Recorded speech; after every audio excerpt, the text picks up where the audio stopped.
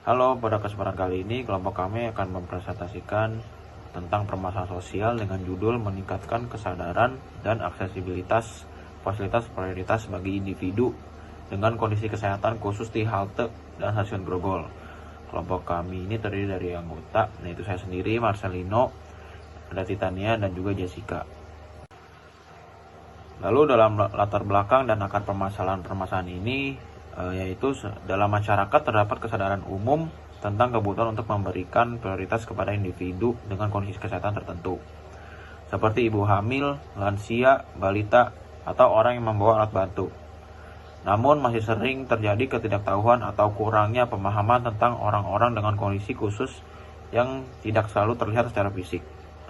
Misalnya, ada orang yang secara fisik terlihat sehat, namun sebenarnya memiliki kondisi medis tertentu seperti anemia, asam urat, atau vertigo yang membuat mereka membutuhkan fasilitas prioritas untuk menghindari risiko kesehatan yang lebih serius. Lalu akar permasalahannya itu adalah kurangnya kesadaran masyarakat tentang kondisi kesehatan yang tidak terlihat secara fisik, ketidakjelasan parameter dan ketentuan untuk menggunakan fasilitas prioritas, serta kekurangan penanda khusus bagi individu yang berhak menggunakan fasilitas tersebut. Lalu dari permasalahan ini ada alternatif yang dapat kita lakukan atau solusi yang dapat dipilih, yaitu melakukan sosialisasi kepada masyarakat tentang informasi penyakit tertentu dengan cara membuat poster atau banner, karena dengan adanya orang dengan fisik yang terlihat sehat tapi sebenarnya mempunyai kondisi tertentu yang berhak menggunakan fasilitas prioritas. Lalu menciptakan parameter dan ketentuan untuk menggunakan fasilitas prioritas seperti ibu hamil, lansia, balita, ataupun orang yang membawa alat bantu, dan juga mencakup orang dengan kondisi khusus. Lalu menciptakan penanda khusus bagi orang yang berhak menggunakan fasilitas prioritas kepada orang tersebut, seperti berupa PIN atau stiker untuk menghindari perlakuan yang tidak pantas terhadap pengguna prioritas yang terlihat sehat tetapi kondisi fisiknya tidak sehat. Lalu kampanye edukasi online melalui media sosial, situs web, dan platform online lainnya. Dilakukan kampanye edukasi yang menyediakan informasi tentang kondisi kesehatan yang tidak terlihat secara fisik, serta pentingnya memberikan prioritas kepada individu dengan kondisi khusus. Oke, halo semuanya, aku Titania Emanuela. Kali ini saya lanjut ingin menjelaskan tentang komponen evaluasi dari proyek kita ini. Komponen evaluasi dari proyek kita ini ada dampak lingkungan, dampak sosial, penyelesaian masalah, kelebihan, kekurangan, serta peluang. Nah, ada juga tantangan. Nah, pertama itu dampak lingkungan. Dampak lingkungan dari proyek kita ini adalah membuat orang merasa didukung. Nah, dengan saya jelaskan ya, maksudnya apa sih membuat orang merasa didukung tuh? Nah, di sini dengan aturan yang jelas, orang-orang yang berhak akan merasa didukung dan dihargai, serta mereka juga pastinya akan lebih percaya diri dan lebih bahagia, dan orang kondisi dengan khusus ini juga akan termasuk lebih dihargai. Jadi baliknya intinya dari proyek kita ini kita mau membuat orang-orang yang memiliki kesehatan yang tidak terlihat seperti anemia dan vertigo dan lain-lain itu lebih merasa dihargai dan berhak untuk dapat tempat duduk prioritas. Dan dengan kita meluncurkan proyek kita ini, menurut saya ya orang-orang tersebut akan merasa didukung juga gitu dengan proyek kita ini. Kemudian selanjutnya adalah menyadarkan orang-orang yang dimana dengan proyek kita ini tuh kita juga bisa membantu orang-orang tuh membantu masyarakat juga sih untuk tidak menganggap remeh ataupun menjelekkan orang-orang yang memiliki sakit tertentu. Nah, jadi mereka akan lebih memahami dan lebih peduli, dan mereka lebih kepada mereka yang lebih membutuhkan. Seperti itu. Lanjut sekarang kita ke dampak sosial. Nah, dampak sosial dari proyek ini adalah memiliki dampak yang signifikan dengan meningkatkan kesadaran dan pemahaman masyarakat tentang pentingnya inklusi sosial bagi individu dengan kondisi kesehatan khusus. Nah, ini juga dapat mengurangi stigma dan diskriminasi terhadap individu yang tidak terlihat sakit secara fisik. Kemudian ada penyelesaian masalah dari proyek kita ini, yang dimana di sini proyek ini kita tuh coba untuk menyelesaikan masalah ketidakadilan dan poin di sini kita mau menyelesaikan masalah ketidakadilan dalam pengguna fasilitas prioritas dengan memberikan informasi kepada masyarakat seperti itu. Kemudian kelebihannya di sini adalah kita tuh mau menyampaikan pentingnya fasilitas prioritas bukan hanya untuk ibu hamil, lansia, balita, tetapi juga dengan Tetapi juga sama pentingnya untuk memberikan fasilitas prioritas kepada orang-orang yang memiliki kesehatan khusus seperti anemia, vertigo, dan lain-lain, masih banyak lainnya. Nah, tetapi di proyek kita juga memiliki kekurangan. Nah, kekurangan dari proyek kita tersebut adalah dimana pastinya koordinasi nih antar pihak yang mungkin terlibat itu pasti akan memerlukan waktu dan upaya yang ekstra untuk mencapai kesepakatan serta implementasi yang lebih efektif. Karena kita bisa lihat, karena emang sangat mencakup gede ya, karena baik dari kita juga harus ke para dokter yang akan tahu hal-hal yang penyakit seperti anemia dan vertigo. Kita juga harus bekerja sama dengan pihak-pihak halte serta juga pihak-pihak stasiun ataupun KAI, seperti itu. Kemudian di sini ada tantangan selanjutnya. Nah, tantangan utama dari proyek kita ini adalah dimana mengubah sikap individu ataupun masyarakat terhadap yang ya karena mereka sudah terbiasa gitu dalam yang udah terbentuk lah dalam memberikan prioritas kepada individu ataupun kondisi kesehatan tertentu. Jadi kayak intinya di sini tantangan utama kita adalah dimana kita tuh lebih bisa nggak ya tantangan kita adalah menyadarkan para individu atau para masyarakat yang sudah terbiasa dengan memberikan prioritas kepada lansia, ibu hamil, dan sebagainya. Dan di sini kita harus mengubah pola pikir mereka untuk jadi prioritas itu tidak hanya itu saja, tetapi prioritas juga adanya bisa diberikan kepada orang-orang yang memiliki penyakit yang tidak terlihat ini seperti anemia dan vertigo yang seperti saya sudah jelaskan. Kemudian peluang. Nah, yang terakhir di sini ada peluang di mana di sini kita bisa melibatkan banyak mitra untuk menciptakan inovasi serta pendekatan kampanye edukatif. Kemudian peluang lainnya termasuk juga peningkatan kolaborasi antara lembaga kesehatan, pemerintah, dan juga pengembangan kebijakan yang mendukung inklusi sosial serta penggunaan teknologi yang lebih canggih dalam memberikan penanda khusus bagi individu yang berhak. Seperti itu. Itulah komponen evaluasi dari proyek kita. Kemudian saya ingin lanjut ke gambaran umum komunitas, lokasi, dan kondisi dari proyek kita tersendiri.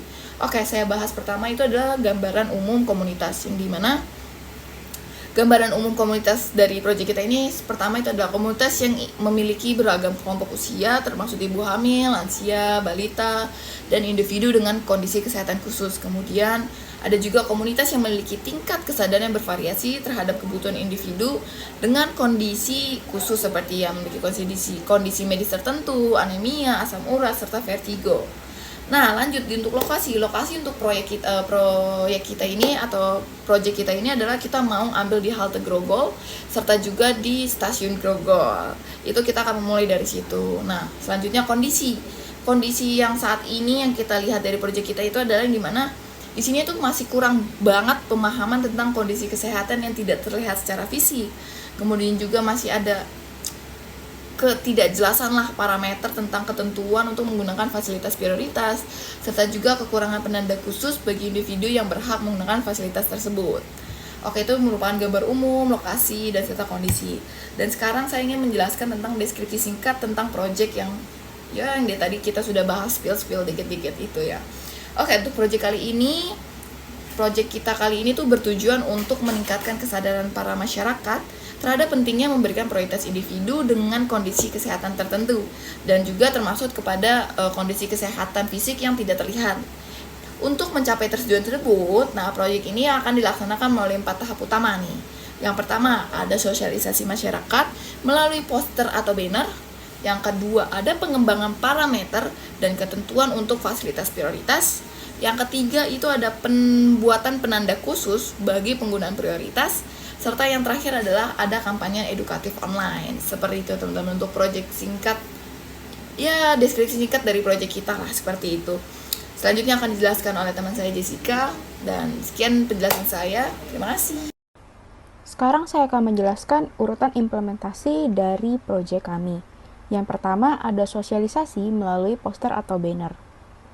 Tahap pertama ini akan memfokuskan pada pembuatan dan penyebaran poster atau banner yang memberikan informasi tentang kondisi kesehatan yang tidak terlihat secara fisik dan pentingnya memberikan prioritas kepada individu dengan kondisi yang khusus. Poster atau banner ini akan dipasang di stasiun dan halte. Tahap yang kedua adalah pengembangan parameter dan ketentuan fasilitas prioritas. Setelah kesadaran masyarakat meningkat melalui tahap sosialisasi, maka akan dilakukan pengembangan parameter dan ketentuan yang jelas untuk menggunakan fasilitas prioritas. Hal ini akan melibatkan kerjasama dengan pihak stasiun dan halte. Tahap yang ketiga adalah pembuatan penanda khusus. Setelah parameter dan ketentuan terdefinisi, maka langkah berikutnya adalah pembuatan penanda khusus bagi individu yang berhak menggunakan fasilitas prioritas. Penanda ini dapat berupa PIN atau stiker yang diberikan kepada individu oleh pihak yang berwenang setelah memenuhi kriteria yang telah ditetapkan. Kemudian tahap yang terakhir adalah kampanye edukasi online. Tahap yang terakhir ini adalah meluncurkan kampanye edukasi online melalui media sosial, situs web, dan platform online lainnya. Kampanye ini akan menyediakan informasi lebih lanjut tentang kondisi kesehatan yang tidak terlihat secara fisik, serta mengedukasi masyarakat tentang pentingnya memberikan prioritas kepada individu dengan kondisi yang khusus. Lalu saya akan menjelaskan tujuan, manfaat, dan metode pelaksanaan. Tujuan dari proyek ini adalah memberikan akses kepada para kelompok prioritas. Manfaatnya adalah memberikan kesadaran pada orang sekitar akan pentingnya tanda prioritas, lalu mempermudah para pengguna prioritas untuk mengakses fasilitas yang diprioritaskan. Kemudian yang terakhir, memberikan akses bagi para pengguna prioritas yang belum terfasilitasi. Metode pelaksanaannya adalah memberikan peringatan atau tanda bagi para pengguna prioritas, memperbanyak fasilitas bagi para pengguna prioritas, dan membuka sarana fasilitas yang mudah digapai bagi para pengguna prioritas. Kemudian saya akan menjelaskan pihak-pihak yang terlibat atau informasi lainnya yang diperlukan. Yang pertama ada dari kepala stasiun atau halte, yang akan membantu penetapan kebijakan terkait fasilitas prioritas, mengkoordinasikan kampanye sosialisasi, dan menyediakan sumber daya seperti ruang publik untuk pemasangan poster atau banner. Kemudian pihak dokter yang memberikan informasi atau narasumber mengapa para pengguna fasilitas prioritas harus diberikan akses atau diperhatikan. Selanjutnya dari pihak kampus yang menyebarkan informasi dan mendukung inisiatif ini melalui saluran komunikasi kampus seperti media sosial. Selanjutnya dari satpam, stasiun, dan halte yang akan memberikan informasi mengenai seberapa sering orang menggunakan fasilitas prioritas.